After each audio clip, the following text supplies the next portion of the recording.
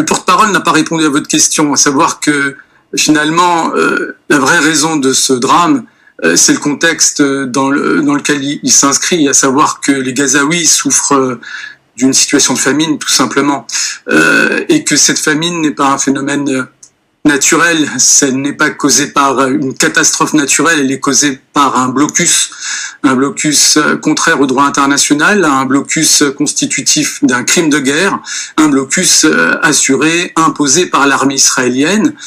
Et en cela, sa responsabilité est première par rapport au drame. Je dirais, au-delà même de la version factuelle, si on en est arrivé à ce type de situation, c'est que les civils gazaouis souffrent d'une situation qui n'est pas défendable, tout simplement. Alors, quelle que soit la version qui sera donnée.